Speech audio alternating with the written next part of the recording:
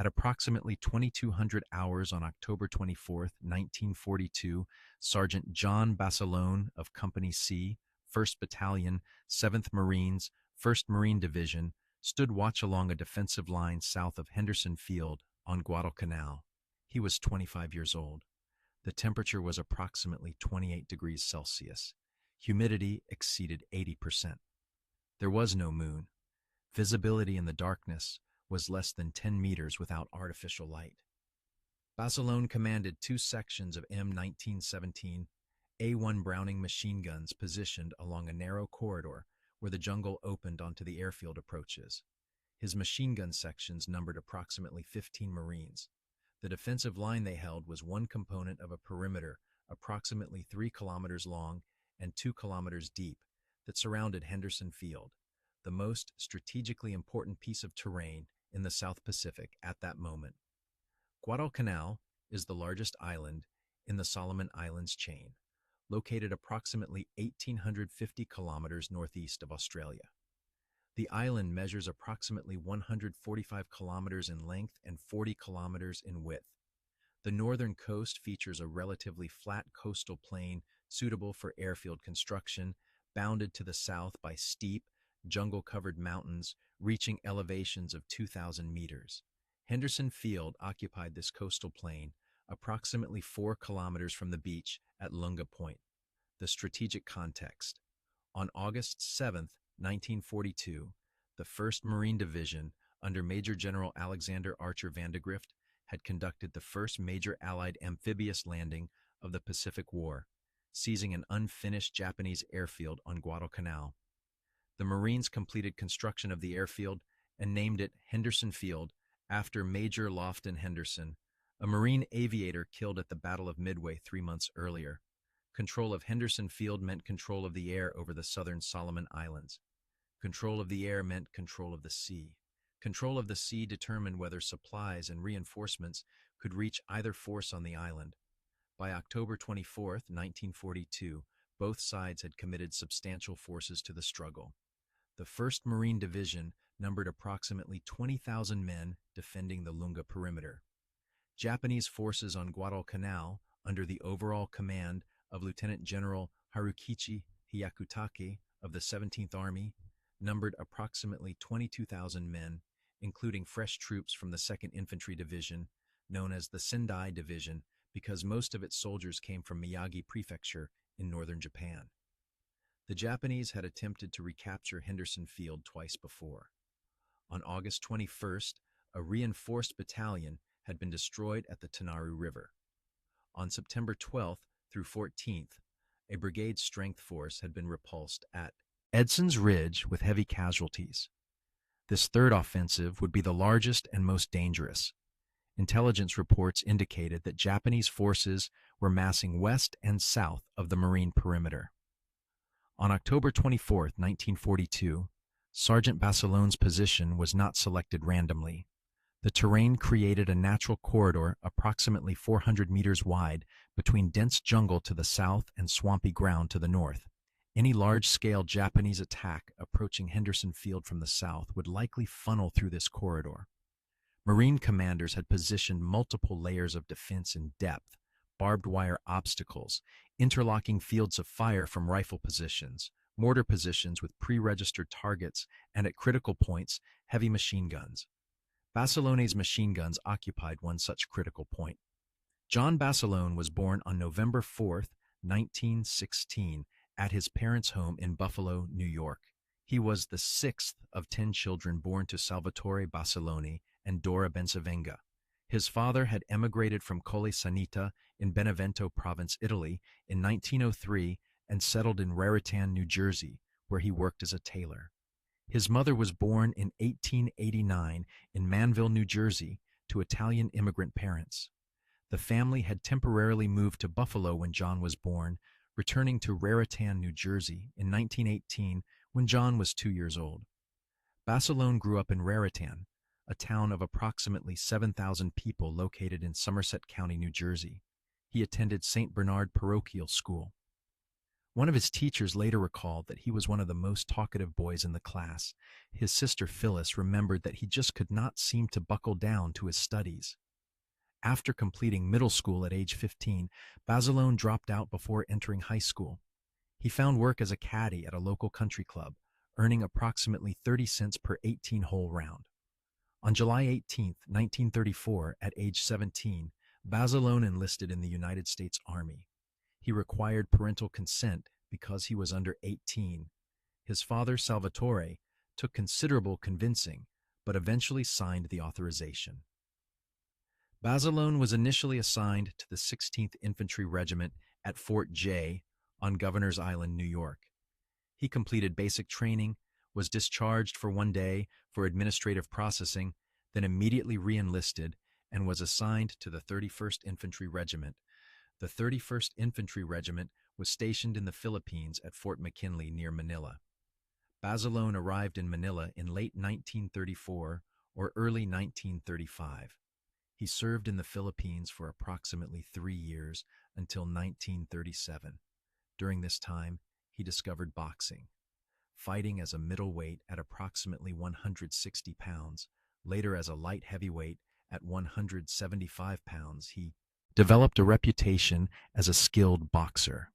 His fights attracted attention from his fellow soldiers, and according to some accounts, from General Douglas MacArthur, then serving as military advisor to the Commonwealth of the Philippines.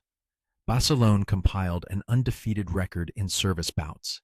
His success in the ring and his service in Manila earned him the nickname Manila John, which stayed with him for the rest of his life. Basilone was discharged from the Army in 1937 at the rank of private. He returned to the United States and found work as a truck driver in Reisterstown, Maryland. He held this job for approximately 3 years. But according to his nephew, Jerry Cutter, who later recounted conversations with Basilone, the adjustment to civilian life was difficult. Basilone reportedly said, "I had lost the life, the calling I had found. I was not a soldier anymore. I was lost." On July 11, 1940, Basilone enlisted in the United States Marine Corps at Baltimore, Maryland. He was 23 years old. He later told fellow Marines that he believed he had a better chance of returning to the Philippines as a Marine than by re-enlisting in the Army. He attended recruit training at Marine Corps Recruit Depot, Parris Island, South Carolina, followed by infantry training at Marine Corps Base, Quantico, Virginia, and additional training at New River, North Carolina, which later became Camp Lejeune. After completing training, Basilone was assigned to Company C, 1st Battalion, 7th Marines, 1st Marine Division. His first deployment was to Guantanamo Bay, Cuba, in September 1940. He was promoted to Private First Class in 1941, then to Corporal in May 1941. On January 20th, 1942, he was promoted to Sergeant. In May 1942, the 7th Marines were deployed to the Pacific as part of a Marine detachment sent to defend Samoa, a critical location on the supply line between the United States and Australia. The regiment spent approximately 4 months in Samoa conducting training and defensive preparations. On September 18, 1942, the 7th Marines landed on Guadalcanal, reinforcing the 1st and 5th Marines who had been fighting on the island since August 7th. The arrival of the 7th Marines brought the 1st Marine Division to nearly full strength for the first time since the initial landings. By October 24, 1942, Sergeant Basilone had been on Guadalcanal for 36 days. He had not participated in the earlier battles at the Tanaru or Edson's Ridge. His battalion had been held in reserve during those engagements, but the 1st Battalion, 7th Marines, had participated in the Third Battle of the Matanacao River from October 7th through 9th, where they had helped defeat a Japanese battalion and nearly annihilated it. The battalion was commanded by Lieutenant Colonel Lewis B. Chesty Puller, who at 44 years old was already a legendary figure in the Marine Corps. Puller had observed Basilone's performance during the Matanacao operation. He had noted Basilone's leadership of his machine gun sections and his technical proficiency with the weapons. Machine gunners required specific skills, an understanding of fields of fire, grazing fire, and interlocking fire. The ability to clear jams rapidly under stress. Knowledge of how to maintain the weapons in the tropical environment where rust and corrosion developed rapidly, and most critically, the ability to remain calm under fire while directing the fire of the guns. Basilone possessed these skills. On the night of October 24th, 1942, those skills would be tested beyond anything Basilone had experienced in the Army or in his previous 36 days on Guadalcanal. Before describing what happened on the night of October 24th through 25th, it is necessary to understand the weapon Basilone commanded, the M1917 A1 Browning machine gun. The M1917 Browning machine gun was designed by John Moses Browning and adopted by the United States Army in 1917. It was a recoil-operated, belt-fed, water-cooled, heavy machine gun. The weapon weighed 32 pounds without water or mount. With water in the cooling jacket, the weight increased to approximately 38 pounds. Mounted on the M1917 tripod, which weighed 46 pounds, the complete weapon system weighed 84 pounds. A standard load of 250 rounds of .3006 ammunition in a fabric belt weighed approximately 20 pounds. The M1917 A1 variant, which Basilone's sections used on Guadalcanal, incorporated modifications made in 1936, including a strengthened bottom plate in the receiver and improved sights graduated for both M1 ball ammunition and M1906 ammunition. The weapon fired .3006 Springfield ammunition at a cyclic rate of 450 to 600 rounds per minute. Effective range was approximately 1,000 meters against personnel targets. Maximum range with indirect fire exceeded 3,000 meters. The weapon operated on a recoil principle. When a round was fired, the expanding propellant gases drove the bullet forward through the barrel. Simultaneously, an equal and opposite force drove the barrel and bolt assembly rearward. This rearward movement extracted and ejected the spent cartridge case. As the bolt traveled rearward, it compressed a recoil spring. When the spring reached maximum compression, it drove the bolt forward, stripping a fresh round from the ammunition belt, chambering it, and locking the bolt in place. The trigger mechanism released the firing pin, firing the round, and the cycle repeated. This occurred 450 to 600 times per minute, or approximately 7 to 10 rounds per second. The water cooling system was the weapon's most critical feature for sustained fire. The barrel was enclosed in a cylindrical jacket that held approximately 7 pints of water. As the barrel heated during firing, the water absorbed the heat. During prolonged firing, the water would eventually boil. Steam vented through a flexible tube attached to the jacket, which directed the steam into a condenser can to prevent the steam from revealing the gun position to the enemy. When the water supply was depleted, the crew refilled the jacket using canteens or any available water source. Without water cooling, sustained fire would heat the barrel to temperatures that would cause ammunition to cook off spontaneously or would damage the barrel rifling, rendering the weapon inaccurate or inoperable. The M1917 A1's reliability was legendary. During testing at Springfield Armory in 1917, a prototype had fired 20,000 rounds without malfunction. John Browning himself then loaded and fired an additional 20,000 rounds through the same weapon with identical results. The weapon's performance in combat validated these test results.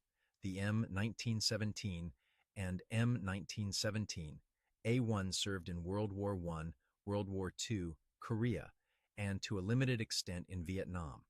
No automatic weapon in American service proved more reliable. But reliability did not mean the weapon was foolproof. The M1917 A1 required constant attention. The fabric ammunition belt could tear, causing feeding malfunctions.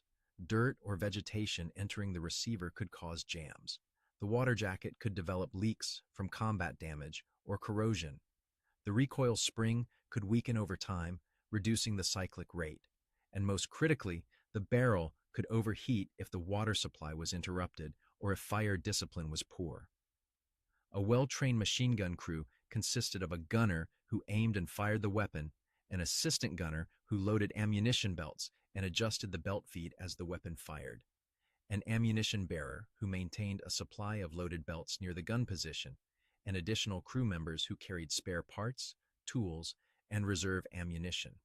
On the night of October 24, 1942, Basilone commanded two M1917A 1 machine guns with their crews.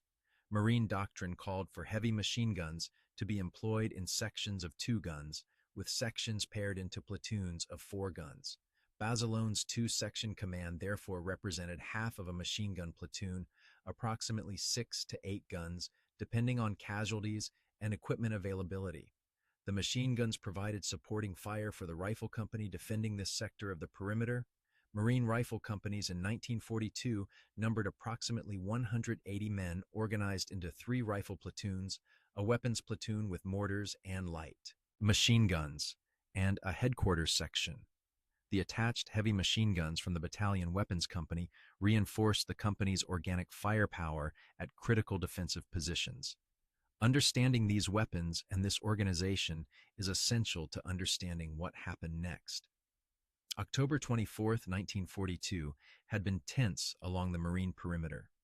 Japanese artillery, recently landed and positioned west of the Matanikau River, had bombarded Henderson Field throughout the day. The bombardment was heavier than previous days, suggesting that something larger was imminent. Marine and Army artillery had responded with counter-battery fire, but the Japanese guns were well concealed in the jungle. Patrols from the 5th Marines, positioned west of the 7th Marines sector, had reported increased Japanese activity. Observation posts had spotted movement through the jungle. Radio intercepts suggested that a major attack was being prepared. The question was not whether an attack would come, but when and where. At approximately 21:30 hours, Sergeant Ralph Briggs, who commanded a listening post 3,000 meters forward of the main defensive line, telephoned the 1st Battalion command post. Lieutenant Colonel Puller answered. Briggs reported, "Colonel, there's about 3,000 Japs between you and me." Puller asked if Briggs was certain. Briggs replied, "Positive, they've been all around us, singing and smoking cigarettes, heading your way." Puller ordered all units to full alert. The expected attack was beginning. The Japanese plan, later reconstructed from captured documents and prisoner interrogations, called for a multi-regiment assault on the southern perimeter. The main effort would be delivered by the 29th Infantry Regiment of the Sendai Division, attacking north through the jungle corridor where Basilone's position was located. Supporting attacks would be made by other elements of the Sendai Division to the east and west to fix Marine forces and prevent reinforcement of the threatened sector. The 29th Infantry Regiment numbered approximately 2,500 to 3,000 soldiers. These were not inexperienced troops. The Sendai Division was a regular division of the Imperial Japanese Army with a reputation for aggressive offensive tactics. The soldiers had trained extensively in night operations and jungle warfare. They were armed with Type 38 and Type 99 rifles, Type 96 and Type 99 light machine guns, Type 92 heavy machine guns, Type 89 grenade launchers, known as knee mortars, and Type 91 hand grenades. Japanese doctrine emphasized night attacks to negate American advantages in artillery and air support. Attacks typically began with artillery or mortar preparation, followed by infantry assault in waves. Officers and NCOs led from the front. Soldiers were trained to close with the enemy rapidly, using grenades and bayonets in close combat. The philosophy emphasized offensive spirit and acceptance of casualties to achieve breakthrough. Against this attacking force, the 1st Battalion, 7th Marines, defended a sector approximately 800 meters wide. The battalion numbered approximately 900 Marines, though casualties from previous fighting and disease had reduced many units below authorized strength. Company C, where Basilone served, held the center of the battalion line. The defensive position consisted of a main line of resistance along a slight ridge with foxholes and firing positions for riflemen every 5 to 10 meters depending on terrain. Machine gun positions were located at intervals to provide interlocking fire across the front and to cover likely avenues of approach. Barbed wire obstacles had been emplaced forward of the main line where possible, though supplies of wire were limited. Artillery and mortar fire support was pre-registered on likely assembly areas and approaches. Illumination rounds could be fired to light up the battlefield. Basilone's machine gun positions were approximately 200 meters behind the forward edge of Company C's defensive line. This placement was deliberate. The machine guns provided supporting fire over the rifle positions while remaining far enough back that they could not be easily identified and destroyed by Japanese infantry in the initial assault. The positions were dug in, with sandbags and logs providing overhead cover against grenades and mortar fragments. Fields of fire had been cleared to approximately 50 meters to the front where the jungle began. At 2200 hours, Japanese artillery opened fire on the Marine positions. Shells impacted along the defensive line, in the rear areas, and on Henderson Field itself. The bombardment lasted approximately 30 minutes. Its intensity suggested that this was not a probing attack or a raid. This was the preparation for a major assault. At approximately 22:30 hours, the artillery fire lifted. In the sudden quiet, Marines along the line heard movement in the jungle. Then voices shouting in Japanese. Then whistles and bugles.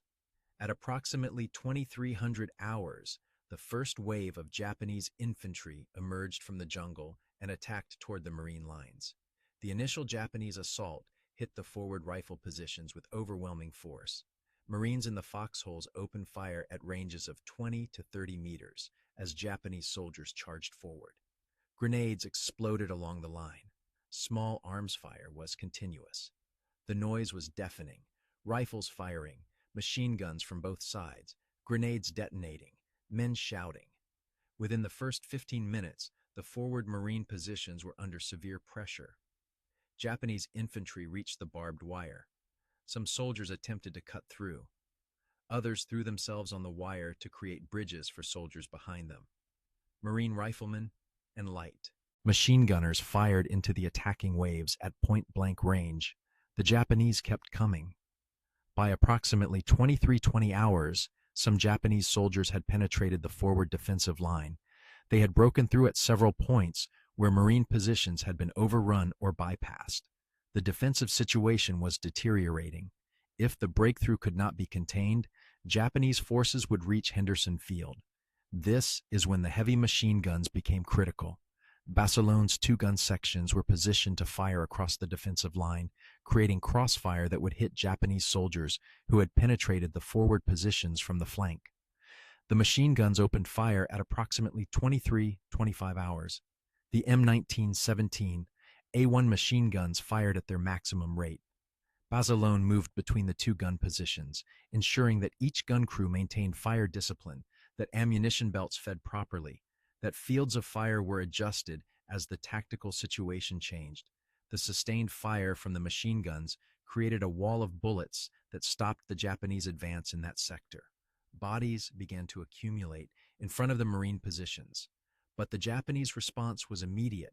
They had observed the machine gun fire and identified the approximate positions. Japanese grenade launchers and mortars began targeting Basilone's positions. Explosions impacted around the gun emplacements. One near miss showered one position with dirt and debris. The gun crew continued firing. At approximately 23:45 hours, a Japanese mortar round or grenade scored a direct hit on one of Basilone's machine gun positions. The explosion killed or wounded most of the gun crew. The gun ceased firing. Basilone had two functioning guns reduced to one functional gun. With only one gun operational, the volume of fire dropped by half. Japanese infantry, sensing the reduction in fire, pressed forward. The tactical situation was becoming critical. Basilone made his decision. He ran to the damaged gun position. The gun itself appeared intact, though the mount was damaged and one crew member who had survived was wounded. Basilone examined the weapon rapidly. The barrel was functional. The receiver appeared undamaged. The tripod was destroyed. He would have to relocate the gun. Moving a machine gun under fire is extraordinarily difficult. The gun alone weighed 32 pounds, plus water. The tripod, though damaged, might still be usable. Ammunition belts would need to be carried. And this had to be accomplished while Japanese infantry were 50 meters away and actively attacking. Basilone dragged the gun approximately 15 meters to a new position that offered better cover and a different field of fire. He positioned the gun using sandbags and the damaged tripod to stabilize it. He loaded an ammunition belt. Then he fired the gun himself, holding the gun against his shoulder and firing from a supported but not fully mounted position. This was not standard practice.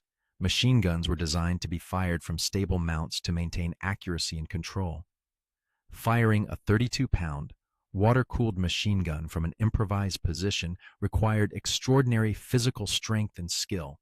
Basilone maintained fire for several minutes until he could call forward crew members from reserve positions to properly man the gun. With the second gun back in action, the volume of fire increased. The Japanese attack in this sector stalled, but other Japanese forces continued to press forward in other sectors of the defensive line. The fighting was continuous. There were no lulls. As soon as one Japanese wave was stopped, another formed and attacked. At approximately 0100 hours on October 25th, the second of Basilone's machine guns developed a malfunction. The exact nature of the problem was not recorded, but machine gun malfunctions in sustained combat typically involve broken parts in the feed mechanism, damaged ammunition belts, or fouling of the action from fired residue and dirt. The gun crew attempted to clear the malfunction, but could not resolve it under the immediate pressure of combat. Basilone moved to the malfunctioning gun. He conducted a rapid inspection. He identified the problem. Machine guns carried spare parts, extra firing pins, extractors, springs, and other components prone to breakage. Basilone determined that the weapon required a part replacement. Under fire, in darkness, he disassembled the relevant portion of the weapon, replaced the failed component, reassembled the weapon, and returned it to action. The time required to complete this repair was likely between 5 and 10 minutes. The gun resumed firing. This cycle continued through the early morning hours of October 25th. Attack, defense, counterattack, weapons malfunctioning from sustained fire, and combat damage. Basilone, moving between positions, repairing weapons, directing fire, encouraging exhausted Marines to maintain their positions. At approximately 0200 hours, another Japanese assault overran portions of the defensive line to the left of Basilone's sector. Japanese infantry penetrated approximately 100 meters behind the main line. They threatened to envelop Basilone's positions from the flank or rear. Marine reserves counterattacked and restored the line, but the situation demonstrated how close the Japanese came to achieving breakthrough. At approximately 0300 hours, Basilone's gun positions began running low on ammunition. A machine gun firing at 500 rounds per minute exhausts a 250-round belt in 30 seconds. During sustained defensive fire, gun crews could fire thousands of rounds per hour. Basilone's sections had been firing almost continuously for more than 4 hours. The reserve ammunition supply at the gun positions was nearly depleted. The ammunition supply point was located approximately 200 meters to the rear. Under normal circumstances, ammunition bearers would move forward from the supply point to replenish the guns. But the route between the supply point and Basilone's positions was now under Japanese fire. Japanese infantry had infiltrated between the forward defensive line and the rear areas. Moving through this area would require moving through or around Japanese soldiers. Basilone could have called for additional ammunition and waited for bearers to fight their way forward. He could have reduced the rate of fire to conserve remaining ammunition. He could have repositioned to a location where resupply was safer. He made a different decision.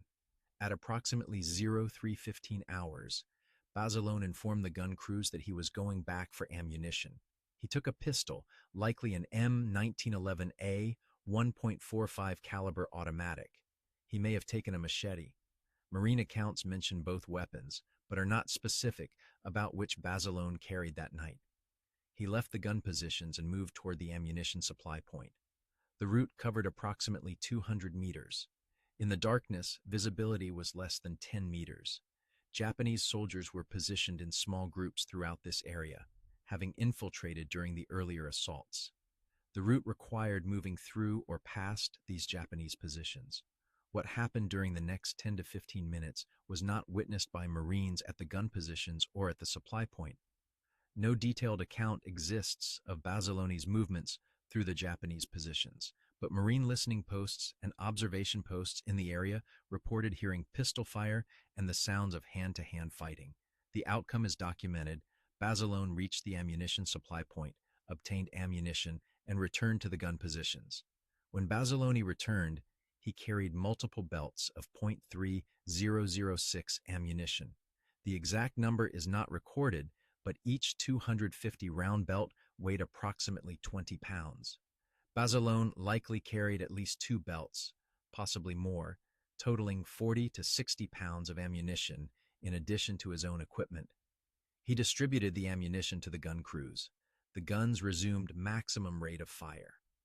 The Japanese assault in this sector, which had been building momentum during the ammunition shortage, was broken by the renewed machine gun fire. This pattern continued through the remainder of the night. Japanese attacks, machine gun fire, weapons malfunctioning, Basilone repairing weapons or repositioning guns. At least one more ammunition resupply run through enemy positions. The intensity of the fighting never decreased. At approximately 0500 hours, ammunition supplies at Basilone's positions again ran critically low. The final major Japanese assault was developing. If the machine guns could not maintain fire, the defensive line would collapse. Basilone made another ammunition run.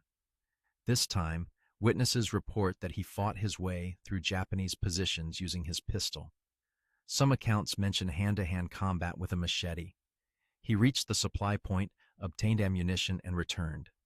The guns continued firing. At approximately 0530 hours, the eastern sky began to lighten with approaching dawn. Japanese commanders, aware that daylight would bring American artillery and air attacks that would devastate troops caught in the open, ordered withdrawal. The attacks diminished in intensity. By 0600 hours, as full daylight arrived, the Japanese had withdrawn into the jungle. Basilone and the 2 other surviving members of his original gun crews stood amid their positions. They had been fighting continuously for more than 7 hours. The area in front of their positions was covered with Japanese dead. Marine patrols later that morning counted bodies and found that at least 38 Japanese soldiers had been killed by fire from Basilone's machine gun sections. Other Japanese casualties in the sector, killed by rifle fire, grenades, or artillery, raised the total to well over 100 dead. The larger battle continued throughout October 25th. Japanese forces attacked other sectors of the perimeter with similar intensity and were repulsed with similar casualties. By the evening of October 25th, it was clear that the Japanese offensive had failed. The Sendai Division had suffered catastrophic losses. Of the approximately 3,000 soldiers who attacked the southern perimeter, fewer than 1,000 would return to Japanese lines over the following days. The 29th Infantry Regiment, which attacked through Basilone's sector, was nearly annihilated. The defense of Henderson Field on October 24th through 25th, 1942, was the turning point of the Guadalcanal campaign. The Japanese would attempt no further major ground offensives. Their forces on the island were subsequently evacuated in February 1943. The United States retained control of Henderson Field and the surrounding perimeter. The strategic initiative in the South Pacific passed to the Allies. The defense succeeded for many reasons: the courage and marksmanship of individual Marine riflemen, the effectiveness of artillery and mortar fire support, the leadership of officers and NCOs throughout the perimeter, the defensive terrain that channeled attacks into killing zones, and the devastating fire of heavy machine guns at critical points. One of those critical points was held by Sergeant John Basilone. On October 26, 1942, the morning after the battle, Lieutenant Colonel Chesty Puller toured the defensive positions.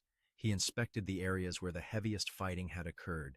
When he reached Basilone sector, he surveyed the battlefield. He spoke with survivors. He examined the gun positions. He counted the Yaoi Japanese dead. Puller made his decision immediately. He would recommend Basilone for the Medal of Honor. The recommendation was submitted through proper channels: battalion, regiment, division, corps, and theater headquarters. At each level, reviewing officers examined the recommendation, the supporting statements from eyewitnesses, and the tactical situation. At each level, the recommendation was approved and forwarded upward. On November 1st, 1942, approximately 1 week after the action, the initial recommendation reached 1st Marine Division headquarters. Major General Alexander Vandegrift, commanding the division, endorsed the recommendation and forwarded it to 1st Marine Amphibious Corps headquarters. The recommendation then went to Commander, South Pacific Area, Commander-in-Chief, Pacific Fleet, and finally to the Secretary of the Navy and President of the United States. The Medal of Honor is awarded in the name of Congress, but the approval process flows through the military chain of command to the President.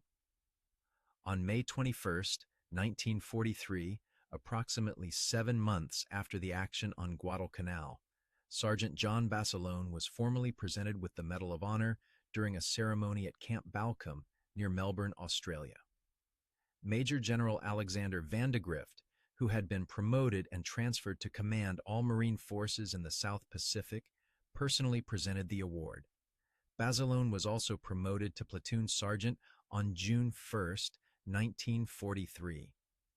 He was the first enlisted Marine to receive the Medal of Honor in World War II.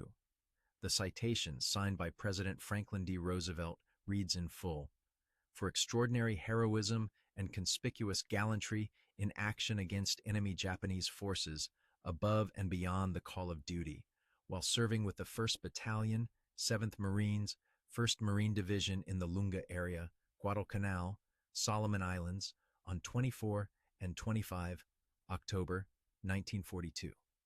While the enemy was hammering at the Marines' defensive positions, Sergeant Basilone, in charge of 2 sections of heavy machine guns, fought valiantly to check the savage and determined assault.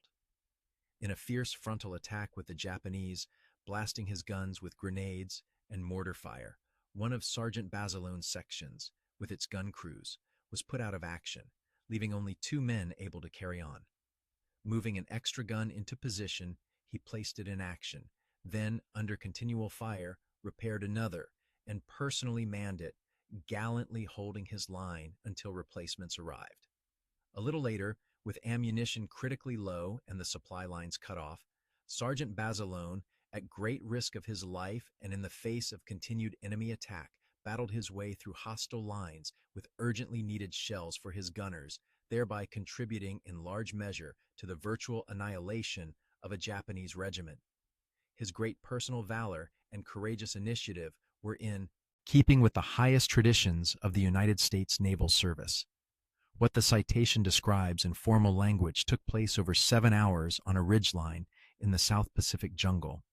The citation compresses events into a paragraph, but the reality was 7 hours of sustained combat at close range in darkness, machine guns firing thousands of rounds until barrels steamed, weapons jamming and being repaired under fire, ammunition resupply runs through enemy positions, and 3 Marines holding a critical defensive position against a regiment. Private First Class Nash W. Phillips of Fayetteville, North Carolina, who fought in the same sector that night, later provided this account. Basilone had a machine gun on the go for 3 days and nights without sleep, rest, or food. He was in a good emplacement and causing the Japanese lots of trouble, not only firing his machine gun, but also using his pistol. After the Medal of Honor presentation, Basilone was ordered to return to the United States. He arrived in the United States in late 1943 and participated in war bond tours throughout 1943 and early 1944. His hometown of Raritan, New Jersey, held a parade in his honor on September 19, 1943. The parade drew thousands of spectators, including politicians, celebrities, and national press. The event was covered by Life magazine and Fox Movietone News. Basilone was offered a commission as an officer, which he declined. He was offered an assignment as a gunnery instructor at a stateside training base, which he also declined. He repeatedly requested to return to combat duty. The Marine Corps initially denied these requests, determining that Basilone's value for morale and war bond sales exceeded his value as a combat Marine. Finally, his requests were approved. On December 27, 1943, Basilone departed for Camp Pendleton, California, for training with a unit preparing for deployment to the Pacific. At Camp Pendleton, Basilone met Sergeant Lena Mae Riggy, a member of the Marine Corps Women's Reserve. They were married on July 10, 1944, at St. Mary's Star of the Sea Church in Oceanside, California, with a reception at the Carlsbad Hotel. In February 1945, Gunnery Sergeant John Basilone deployed to the Pacific with the 5th Marine Division as part of the invasion force for Iwo Jima. On February 19, 1945, the first day of the invasion, Basilone led his machine gun section across the landing beaches. His unit was pinned down by Japanese fire. Basilone located a Japanese blockhouse that was directing fire onto the beach, worked his way behind the position, and destroyed it with grenades and demolitions. Moving inland, Basilone encountered a Marine tank trapped in a minefield. Under intense enemy fire, he guided the tank through the minefield to safety. Shortly afterward, he was struck by enemy fire. The exact circumstances are disputed. Official records state he was killed by a mortar round. Some eyewitnesses reported he was hit by machine gun fire. Gunnery Sergeant John Basilone died on Iwo Jima on February 19, 1945. He was 28 years old. He had been married for 7 months. For his actions on Iwo Jima, he was posthumously awarded the Navy Cross, the second highest award for valor in the United States Naval Service. John Basilone remains the only enlisted Marine to receive both the Medal of Honor and the Navy Cross in World War II. He was initially buried on Iwo Jima. His remains were returned to the United States in 1948 and buried at Arlington National Cemetery, Section 12, Site 384, with full military honors. His Medal of Honor is displayed at the National Museum of the United States Army. 2 United States Navy destroyers have been named in his honor: USS Basilone DD-824, commissioned in 1949 and decommissioned in 1977, and USS John Basilone DDG-122, an Arleigh Burke-class destroyer commissioned in 2022. In Raritan, New Jersey, Basilone's hometown, a statue of Basilone holding an M1917 A1 machine gun stands at the intersection of Old York Road and Canal Street. The statue was dedicated in 1948 and sculpted by Philip Orlando, a childhood friend of Basilone.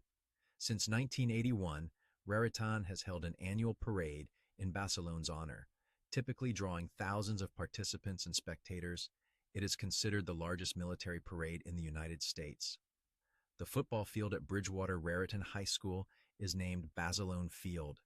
The John Basilone Veterans Memorial Bridge crosses the Raritan River at First Avenue and Canal Street in Raritan. The New Jersey Turnpike Bridge across the Raritan River is named the Basilone Bridge. In 2022, 5 blocks of West Somerset Street in Raritan were renamed Basilone Boulevard. In California, Basilone Road at Marine Corps Base Camp Pendleton is named in his honor, as is an exit from Interstate 5. A parachute landing zone on Camp Pendleton is named Basilone Drop Zone. At Montclair State University in New Jersey, a residence hall bears his name. The Knights of Columbus Council, 13264, in Raritan, is named in his honor. On November 10, 2005, the United States Postal Service issued Distinguished Marine stamps honoring 4 Marine Corps heroes, including Basilone. In 2011, Basilone was inducted into the New Jersey Hall of Fame. In 2010, HBO produced The Pacific, a 10-part miniseries depicting the experiences of 3 Marines during the Pacific War. One of the 3 was John Basilone, portrayed by actor John Cena. The series introduced Basilone's story to a new generation. John Basilone's action on Guadalcanal on October 24th through 25th, 1942, exemplifies the Medal of Honor standard, conspicuous gallantry, and intrepidity at the risk of life above and beyond the call of duty. The citation describes repairing weapons under fire, personally manning a machine gun when crew members were killed or wounded, and fighting through enemy lines to resupply ammunition. These actions are factual and documented. They are also extraordinary. Consider the physical requirements: moving a 32-pound machine gun under fire, firing the weapon from an improvised position, conducting mechanical repairs on a complex weapon system in darkness under combat stress, carrying 40 to 60 pounds of ammunition 200 meters through enemy positions, engaging enemy soldiers in close combat with pistol and possibly machete, returning to the gun position, and repeating this cycle multiple times over 7 hours. Consider the mental requirements: maintaining situational awareness of 2 machine gun sections across multiple positions, assessing which gun required attention at which moment, diagnosing mechanical problems rapidly, determining when ammunition resupply was critical, navigating through enemy-occupied terrain in darkness, engaging in close combat, and maintaining leadership of the gun crews throughout. Consider the moral dimension: choosing to leave a covered position to move through enemy fire to repair weapons, choosing to fight through enemy positions to obtain ammunition rather than conserving ammunition by reducing fire, choosing to return through enemy positions with heavy loads of ammunition, and making these choices not once but repeatedly through the night. The Medal of Honor is not awarded for single acts of courage. It is awarded for sustained, extraordinary action above and beyond the call of duty. Basilone's action on Guadalcanal met this standard. 7 hours, 2 machine gun sections, approximately 3,000 attacking Japanese soldiers. By dawn, the position held. The enemy assault failed. The strategic situation on Guadalcanal turned in favor of the Allies. Basilone did his job. His job saved the lives of an estimated 20 to 30 Marines who would have died if the machine gun fire had not stopped the Japanese breakthrough. His job contributed to the defeat of a Japanese regiment. His job helped secure Henderson Field, which in turn helped secure Guadalcanal, which in turn helped secure the Solomon Islands, which in turn affected the entire strategic situation in the South Pacific. 1 sergeant, 2 machine gun sections, 1 night. Strategic consequences. This is not hyperbole. This is documented historical facts supported by official records, eyewitness testimony, and tactical analysis. Sergeant John Basilone was doing his job on Guadalcanal. His job earned him the Medal of Honor.